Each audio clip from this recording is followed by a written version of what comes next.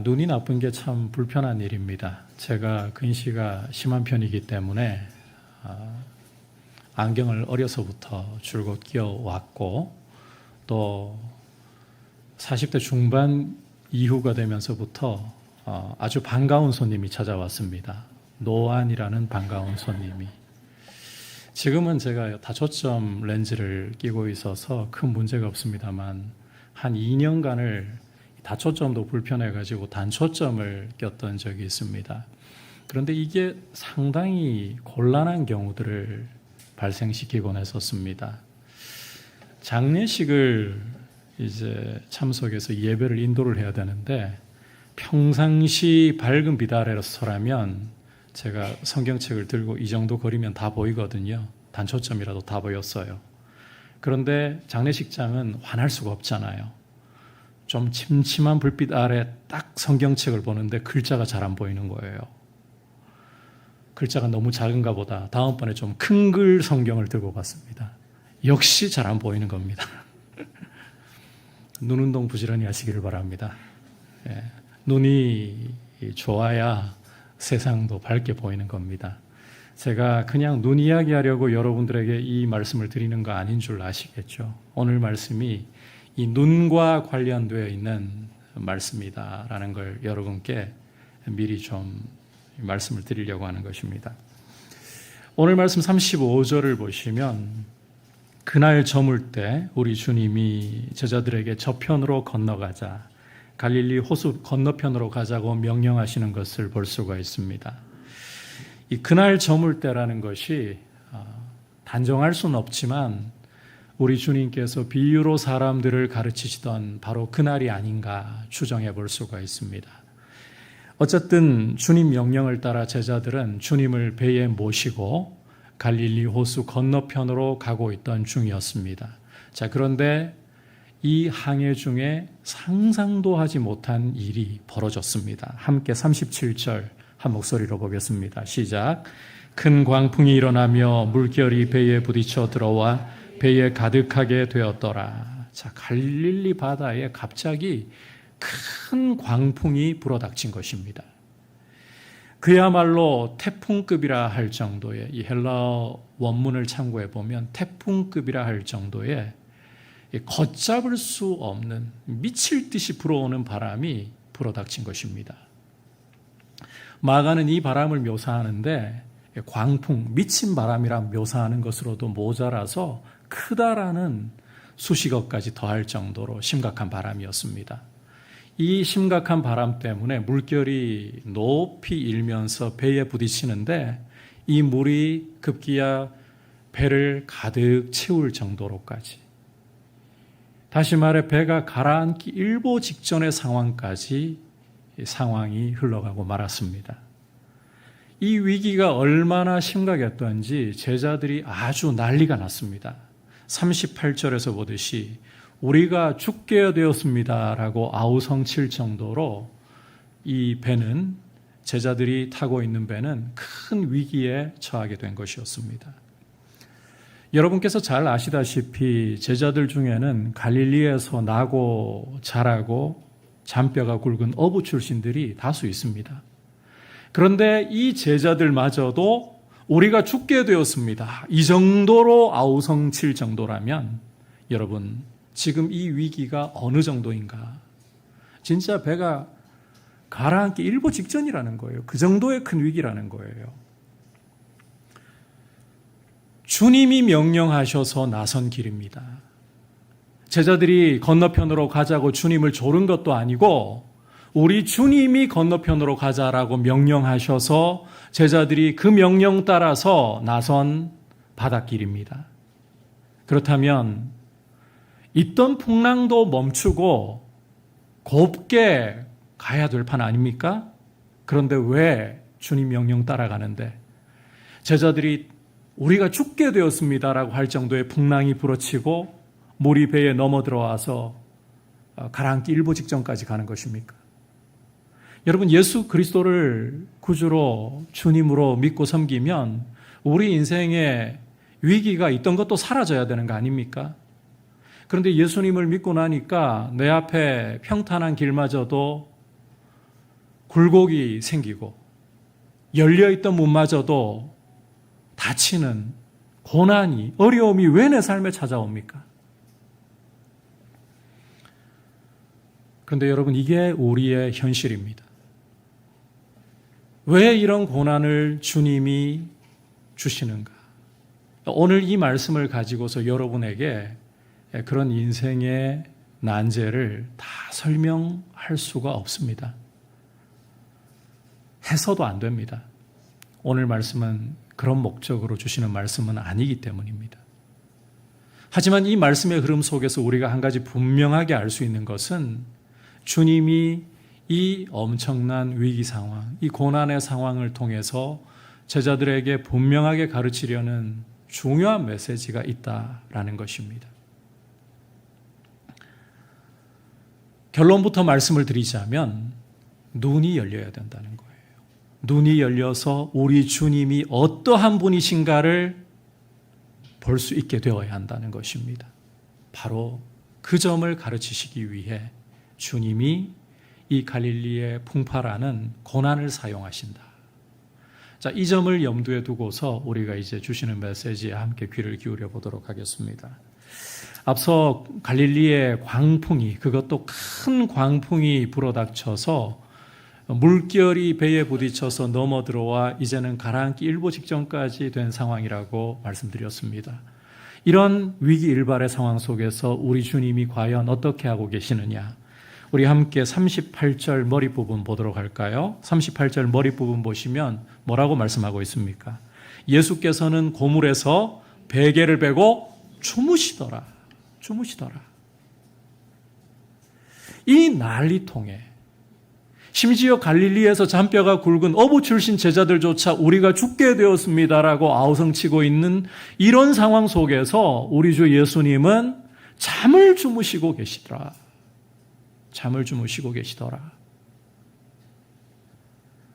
이 동일한 사건에 대해서 누가복음 8장 23절은 행선할 때에 예수께서 잠이 드셨다고, 이미 이 풍랑이 불어닥치기 전부터 깊이 잠이 들어 계셨다라고 묘사를 하고 있습니다. 너무 피곤하셨던 걸까요? 오늘 말씀 전에 어떤 일이 있었는가를 살펴보면 우리 주님이 말씀 가르치실 때에 귀신 들린 사람들, 각종 병에 신음하고 있는 사람들, 그런 사람들이 수도 없이 몰려와서 주님께 고침받으려고 애를 썼잖아요. 또 우리 주님이 그들을 치유하시는 것만 하셨나요? 비유로 말씀을 가르치는 일까지 하셨잖아요. 굉장히 피곤하실 수 있는 하루를 보내셨다라고 우리가 이야기할 수 있습니다. 여러분, 우리 주 예수님이 이 땅에 오실 때에 우리와 똑같은 육신을 입고 100% 사람이 되어 오셨습니다. 따라서 우리 주님이 그 수많은 병자를 고치시고 귀신을 쫓아내신다, 말씀까지 가르치신다, 피곤하다라고 볼 수 있습니다. 충분히. 게다가 우리 주님이 귀신 쫓아내거나 병자 고치실 때 건성으로 대충 하셨을까요? 아닙니다. 성경에 뚜렷한 기록은 없지만 이전에 치유하시는 기사를 읽어보면 그들에게 정말 마음을 쏟아부으시면서 긍휼히 여기시면서 그들을 고치시고 귀신을 쫓아내셨습니다. 제가 첫 설교할 때 경험을 생각해 보면 한 번의 설교였어요. 교육전도사로 한 번의 설교. 그것도 한 15분, 길어야 20분짜리였어요. 그런데 그 설교 한 편 하고 그날 저녁에 몸살이 나는 줄 알았습니다. 그 정도로 이게 마음을 쏟아부어서 사역을 한다, 진이 빠질 수 있다는 거예요. 그러다 보니 우리 주님께서 너무 피곤하시기 때문에 잠이 드셨고 풍랑이라도 깨어날 줄 모르시는 것인가? 근데 여러분, 저는 이 부분에 대해서 동의하지 않습니다. 실제 예수님이 육신을 입고 오셨고 너무 피곤하셔서 곤히 주무시고 깨지 못하신 것이다, 이렇게 해석하는 분들이 계시는데 풍랑 일기 전까지는 전 이해가 돼요. 그 해석에 동의해요. 그러나 풍랑 일고 난 이후에 주무셨다, 그건 피곤해서라고 해석하는 것에 동의하지 않습니다. 여러분, 이 정도 큰 위기가 닥쳤다. 배가 가라앉기 일보 직전이다. 며칠 잠을 못 자고 밤을 꼴딱 세웠다. 그런 사람인들 이 상황에서 그대로 잠을 잘 수 있겠습니까? 여러분 같으면 잠을 주무실 수 있겠습니까? 아니죠. 깨어 일어나서 제자들처럼 난동을 부려야 되는 거 아닙니까? 아우성 쳐야 되는 거 아닙니까? 그게 정상이죠. 자, 그렇다면 우리가 예수님의 모습을 보면서 이제는 좀 다른 각도로 예수님이 주무시는 것을 이해할 필요가 있다는 것입니다. 여러분, 사람이 어떤 상황 속에서도 깊은 잠, 단잠을 자려면 조건이 좀 충족이 되어야 돼요. 그 조건들 중에서도 가장 중요한 것 중에 하나가 불안, 염려, 걱정, 두려움이 없어야 되는 거예요. 그냥 몸이 평안하고 주변 환경이 아무런 문제 없다 해도 마음속에 두려움과 불안과 걱정이 가득하다. 그러면 잠을 잘 수 있기는커녕 있던 잠도 다 달아나 버리게 됩니다. 단잠을 자려면 일단 마음의 염려와 걱정과 두려움이 없어야 되는 거예요. 따라서 솔로몬은 시편 127편 2절에서 이런 말씀을 하는 것입니다. 우리 함께 한 목소리로 시편 127편 2절 보겠습니다. 시작. 여호와께서 그의 사랑하시는 자에게는 잠을 주시는도다. 여호와께서 그의 사랑하시는 자에게는 잠을 주시는도다. 자, 이 구절은 예배 시간에 와서 조는 분들이 가장 사랑하는 구절입니다. 그런데 여러분, 이 말씀의 의미가 그런 게 아니에요.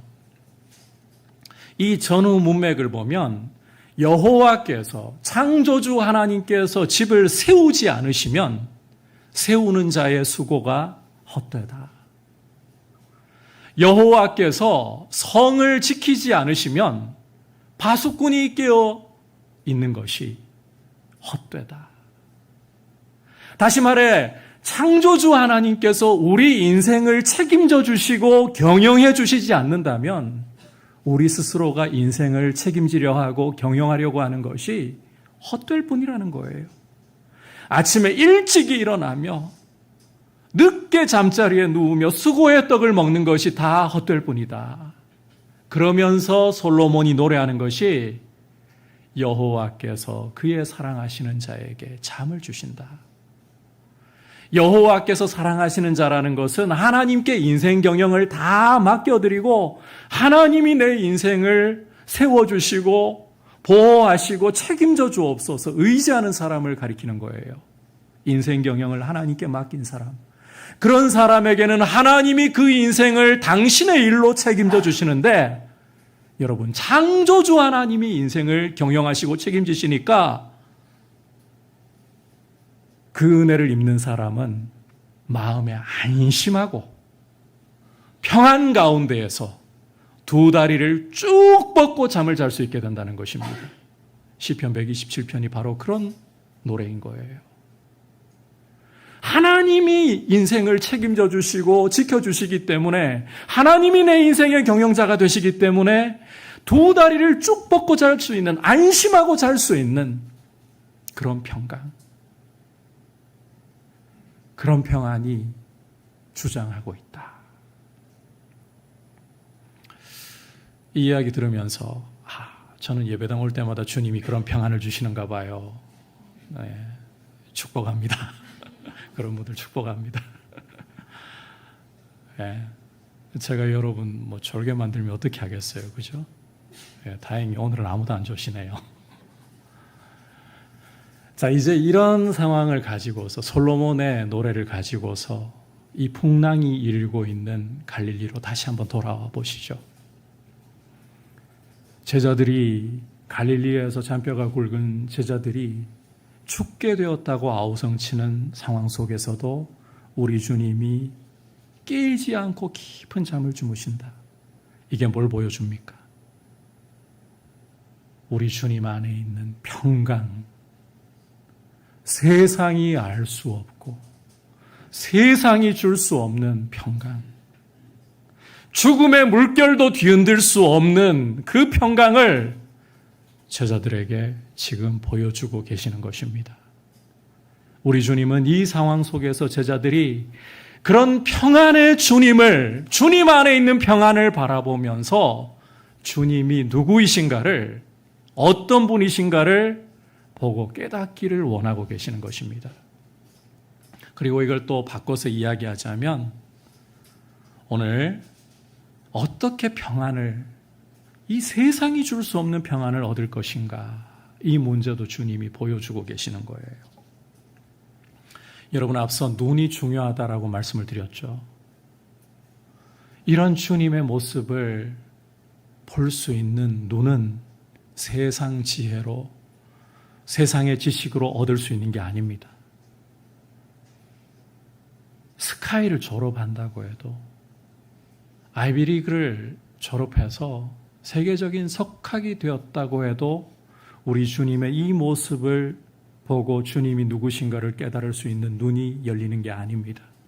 여러분, 하늘에 속한 신비, 하늘에 속한 비밀은 세상의 지식과 지혜로는 결코 볼 수가 없는 것입니다. 우리가 앞서 비유를 공부하면서도, 주님이 가르치신 비유를 공부하면서도 세상 지혜 가지고는 눈이 있어도 볼 수가 없고, 하늘의 비밀을 볼 수가 없고, 귀가 있어도 그 비밀을 들을 수가 없고, 마음으로 깨닫지도 못한다라는 사실을 살펴보았잖아요.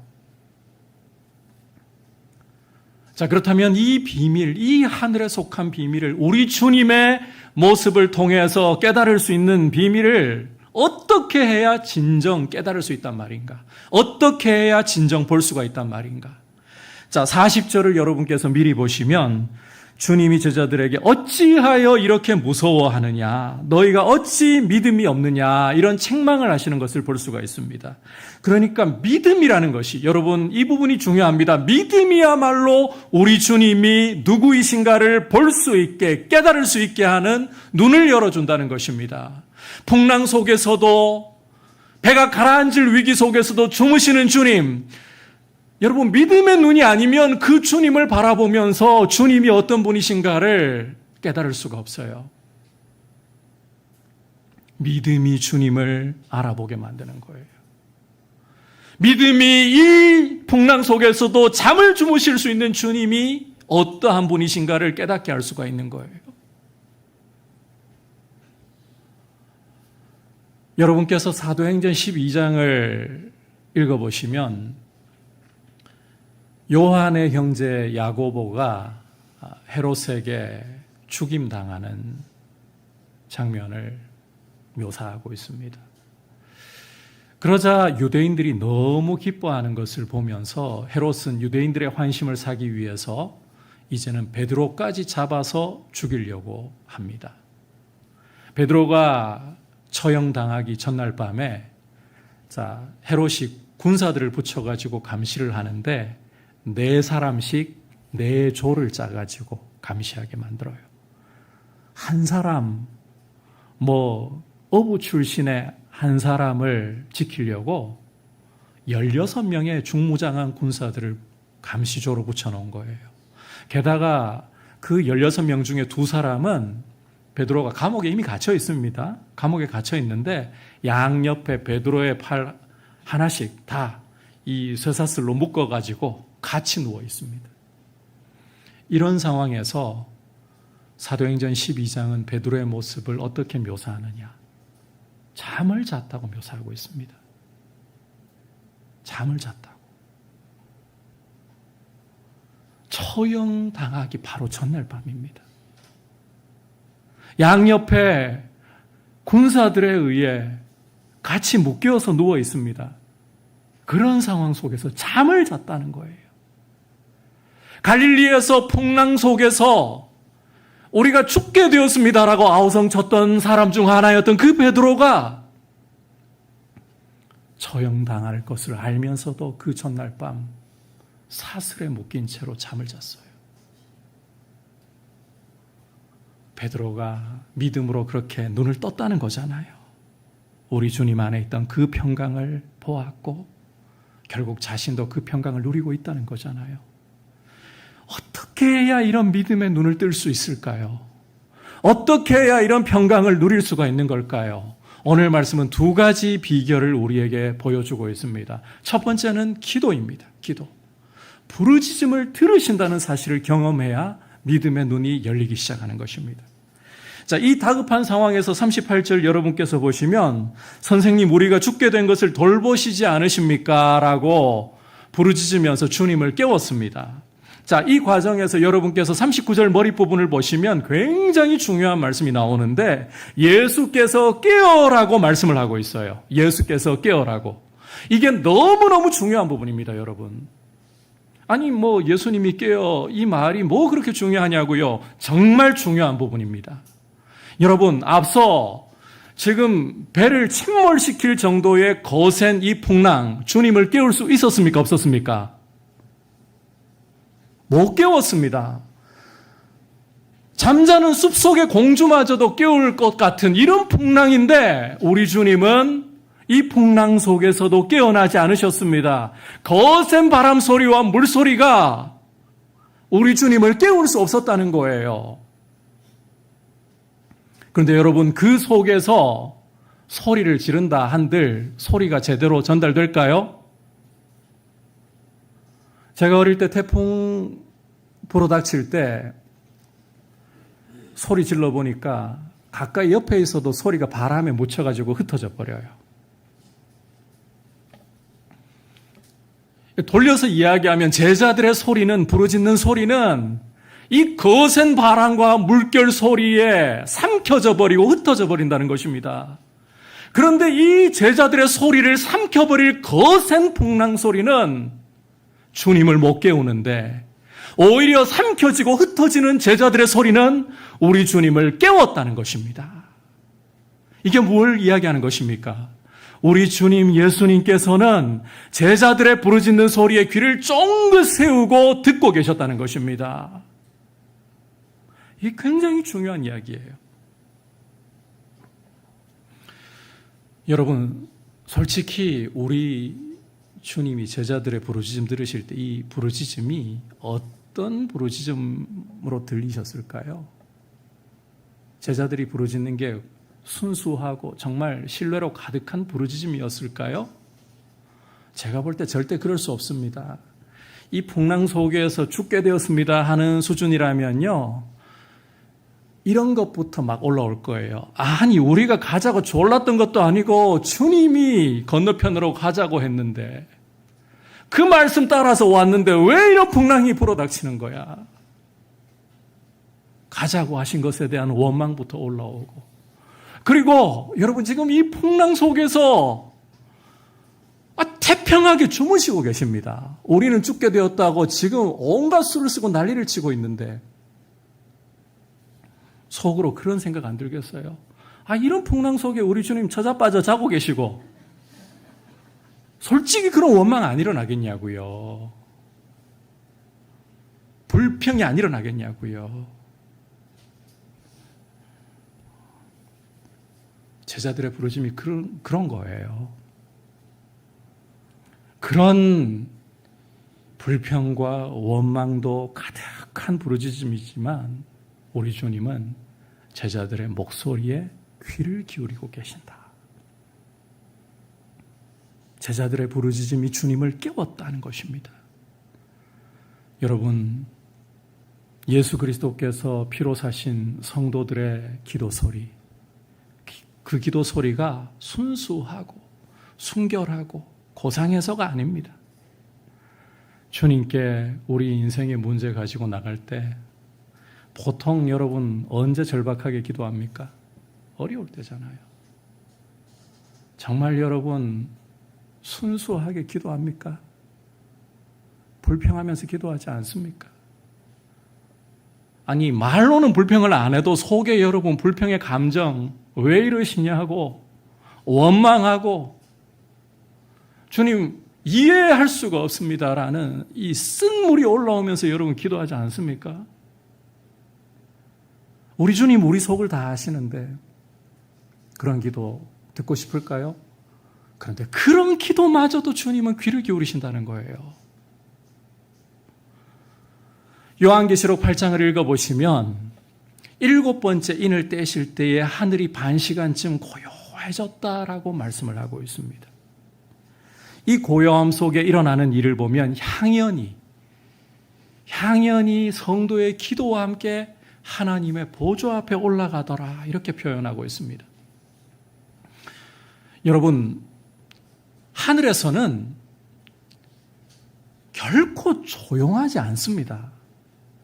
여러분께서 요한계시록 4장과 5장을 읽어보시면 하나님과 어린 양 예수 그리스도를 향해서 24장로들과 내 생물들과 하늘의 천군 천사들과 만물이 그 구원의 은혜를 찬송하는 소리로 온 하늘이 가득 차 있습니다.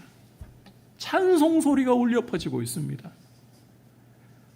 그런데 하늘이 반 시간쯤 고요해졌다. 이게 뭘 이야기하려고 하는 건가 하면요, 하나님께서 향연과 함께 보좌로 올라오는 기도 소리를 들으시기 위해서, 성도의 기도 소리를 들으시기 위해서 심지어 이 울려 퍼지고 있는 찬송 소리조차 스탑하실 정도로 성도의 기도를 귀 기울이신다. 성도의 기도를 향기롭게 여기신다. 이걸 극적으로 묘사하는 거예요. 하늘에서는 찬송이 중단되는 법이 없습니다. 그런데 성도의 기도를 듣고 귀 기울이시고 응답하신다는 것을 강조하기 위해서 그런 극적인 표현까지 사용하고 있습니다. 그토록 하나님은 성도가 부르짖는 기도, 고상하고 기도 잘해서가 아닙니다. 예수 그리스도의 보혈 때문에 하나님 아버지의 보좌 앞까지 나아갈 수 있는, 두려움 없이 아바 아버지라 부르며 나아갈 수 있는 길을 열어주셨기 때문에 그 피를 믿고 나아가면 우리는 아버지께 우리의 마음에 어떠한 소원도 토로할 수가 있는 거예요. 이렇게 우리 주님께 부르짖어 기도할 때에 여러분, 기도가 성도의 믿음의 눈을 열어주는 역할을 한다. 제가 강조하고 싶은 부분은 이것입니다. 여러분, 기도하지 않고서는, 기도 없이는 어떻게 하나님이 들으신다는 것을 경험할 수 있겠습니까? 여러분, 오늘 말씀에서 사실 기도보다 더 중요한 게 뭔가 하면 하나님이 들으신다는 거예요. 우리 주님이 들으신다는 거예요. 그런데 이 들으심을 경험하려면 기도하지 않고서 어떻게 경험할 수 있겠습니까?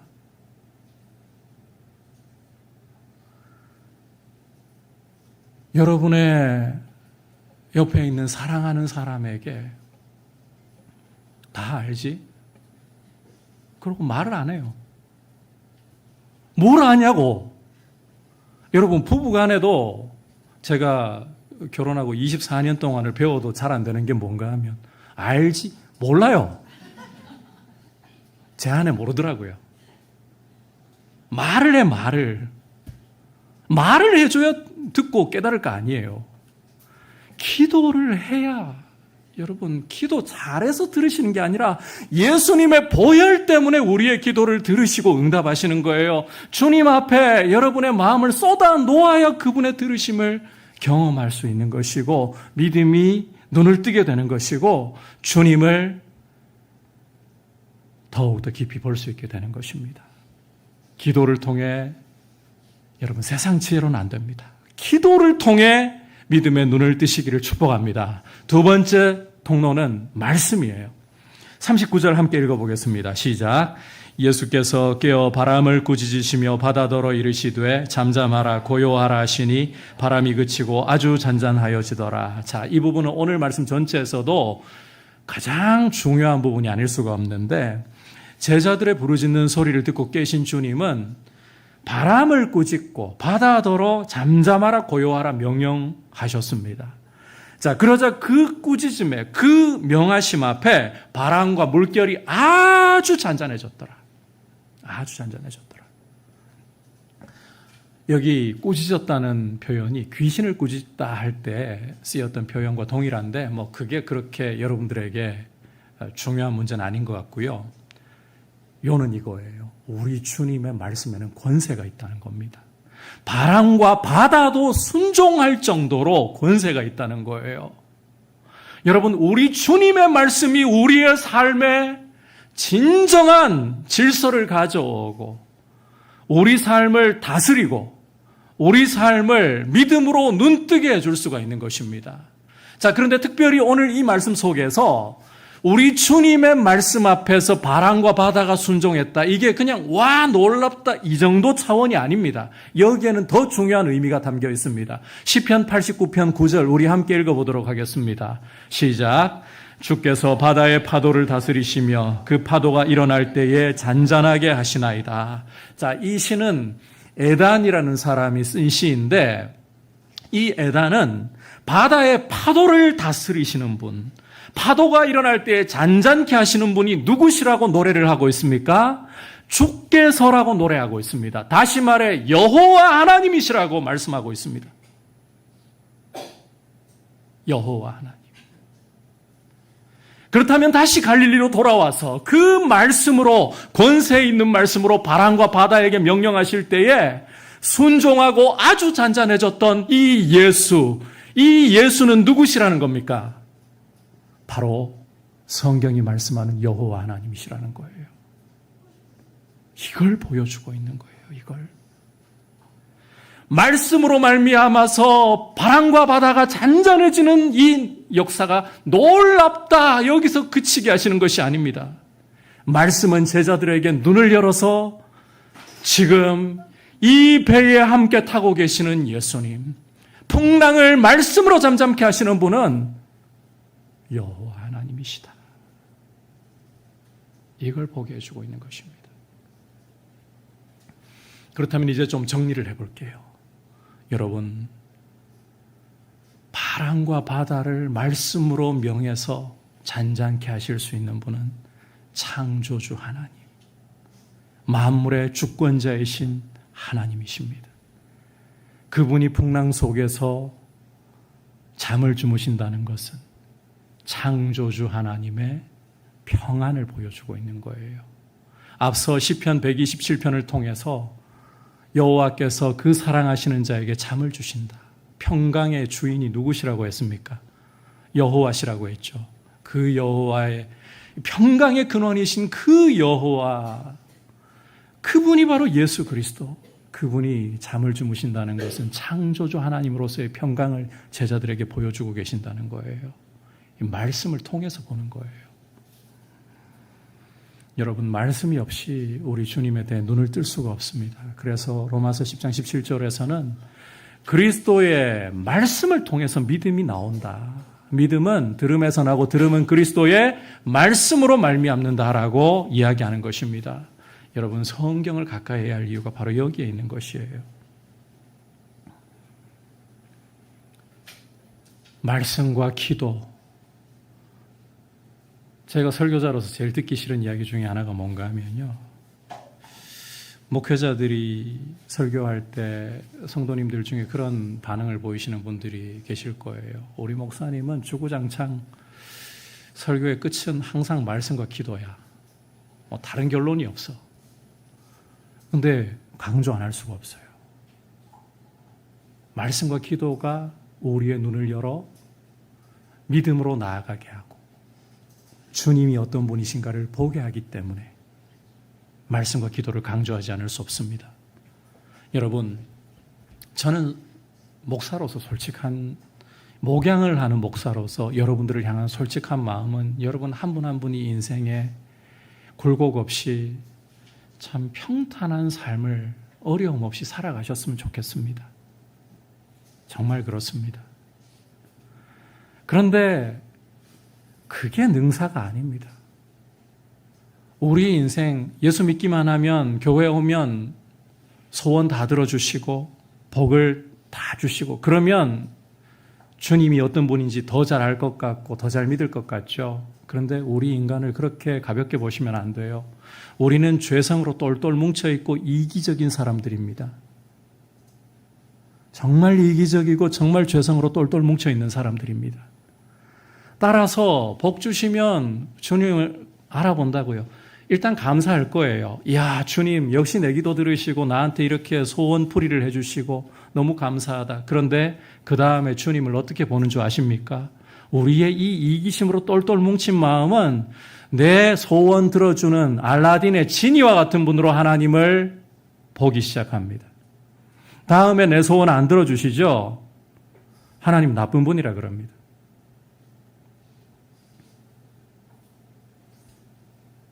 어리석게도 소원풀이 해주면 마귀라도 좋아합니다. 영혼을 죽이고 멸망에 이르게 할 마귀라도. 그게 우리의 이기심이고 우리의 어리석음이에요. 이걸 깨뜨릴 수 있는 게 뭐냐? 인생의 고난입니다. 인생의 풍파가 불어와서 이 이기심으로 똘똘 뭉쳐있고 자아로 완고한 우리가 이 풍랑 속에서, 이 위기 속에서 떼굴떼굴거리면서 우리 자아로는 도저히 안 된다는 것을 발견할 때 비로소 우리 자아가 깨어지기 시작하고 주님을 보기 시작하는 거예요.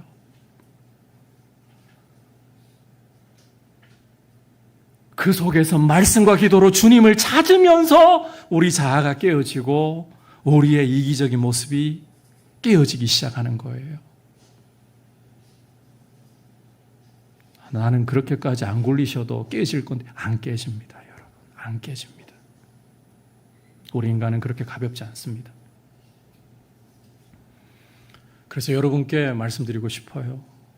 고난의 깊이가 깊어질수록 사실 이 고난의 깊이가 깊어질 때 기도하기 쉽지 않습니다.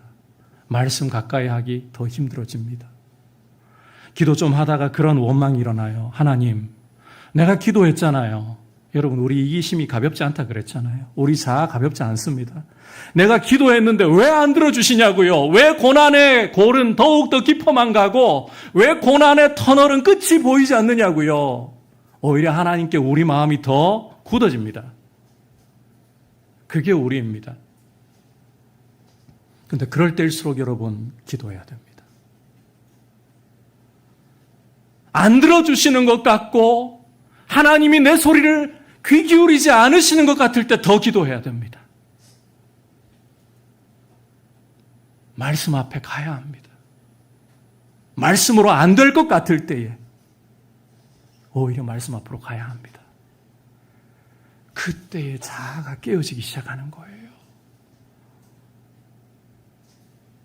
인생의 굴곡 없이 말씀과 기도 없이 우리 자아가 깨어지고 주님을 믿음으로 볼 것이라는 아주 천진난만한 생각은 깨뜨리셔야 돼요.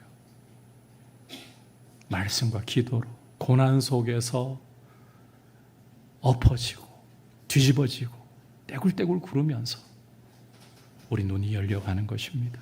그러므로 여러분, 말씀과 기도라는 것이 여러분들에게 참 어떻게 보면 심플한 결론임에도 불구하고 가장 어려운 결론 중에 하나입니다. 그런데 이것이 주님을 보게 하고 주님을 만나게 하고 주님의 평강을 여러분이 맛볼 수 있는 비결이 되는 것입니다. 그러므로 고난 속에 있습니까? 괴로움 속에 있습니까? 기도해도 답이 오지 않는 것 같습니까? 그럴 때일수록 귀 기울여 듣고 계시는 주님, 포기하지 않고 오히려 주님이 더 답답하실 거예요. 주님이 우리 시간 알고 계시는데 조금 더 기다리지, 조급해가지고 난리치는 우리 보면서 얼마나 답답하시겠어요. 그럼에도 불구하고 인내하시며 우리를 참아주시는 주님, 그 주님께 기도하며 말씀 통해 일을 이루시는 것을 사모하며 끝까지 인내로 믿음의 눈이 열리고 주님이 어떠한 분이신가를 경험하고 주님의 평강이 여러분들의 평강이 될 수 있기를 주님의 이름으로 축복합니다. 오늘 갈릴리의 거센 풍파로 배가 침몰할 위기 속에서 우리 주님이 주무시는 모습을 통해 주시는 메시지를 들었습니다. 첫 번째로 우리 주 예수님은 죽음의 물결도 흔들 수 없는 창조주의 평안을 가지신 분, 그분이 창조주이시고 인생의 주권자이시다. 두 번째로 이 신비를 볼 수 있는, 이 비밀을 볼 수 있는 눈은 바로 믿음이고, 믿음은 기도와 말씀을 통해 주님께 나아가면서 그 눈이 열리고 자라가게 되는 것이다. 그러므로 여러분, 믿음의 눈이 열리도록 말씀과 기도로 주님께 더 가까이 나아가기를 힘쓰시는, 그래서 주님의 평강이 여러분에게 충만하시기를 축복합니다.